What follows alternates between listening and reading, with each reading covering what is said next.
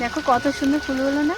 আমি না সেদিন গিয়েছিলাম একটা শ্রাদ্ধ বাড়িতে, আমার বান্ধবীর দিদিমা মারা গেছিল, তার জন্য এই জানো তো এই ফুলটা ওদের বাড়ি দেখলাম অনেকটা ছিল। আমিও ভাবলাম একটা ডাল ভেঙে নিয়ে যাই বাড়িতে। এই ফুলটা না কিছুটা সূর্যমুখীর মতন দেখতে। তো যাই হোক, আমি বাড়িতে চলে এসেছিলাম, এসেই কোদাল নিলাম গাছটা লাগানোর জন্য। আমি খোঁড়াও শুরু করে দিলাম। এই মাটিতে না প্রচুর পরিমাণে সার আছে, তার জন্য আমার দাদু বললো এখানে রুতে। আমার হাতে যে ভাতটা দেখতে পাচ্ছ, এটা কিন্তু আমাদের খেজুর গাছ কাটার সময় লাগে রস নেওয়ার জন্য, গাছে জল দেওয়ার জন্য ভারী করেই নিয়ে আসলাম। তারপর প্রাকৃতিক একটা সার দিলাম, তারপরেই আমি গাছটাকে মাটিতে পুঁতে দিলাম। এমনিতেই জানো আমার না এইসব গাছ লাগাতে ভীষণই ভালো লাগে। বিশেষ করে জানো আমরা এর বাড়ি থেকে ওর বাড়ি থেকে গাছের ডাল নিয়ে এসে লাগিয়ে দিতাম বর্ষাকালে। এমনিতেই গাছ লাগানো অনেক ভালো, গাছের জন্যই তো আমরা বেঁচে আছি। গাছটাকে এখানে লাগালাম কারণ আগে আমাদের এখানে গোবর ফেলা হতো, এদিকে বর্ষাও শুরু হয়ে গেছে বন্ধুরা। এই গাছটা আমি লাগালাম, এই গাছের ফুল হলে আমি সবাইকে দেবো। কিন্তু তোমাদের কি মনে হয় গাছটা হবে কি হবে না? গাছ লাগানো কমপ্লিট করে জামা প্যান্ট গুলো তুলে নিলাম কারণ বর্ষার জন্য ভিজে যাচ্ছে। টাটা।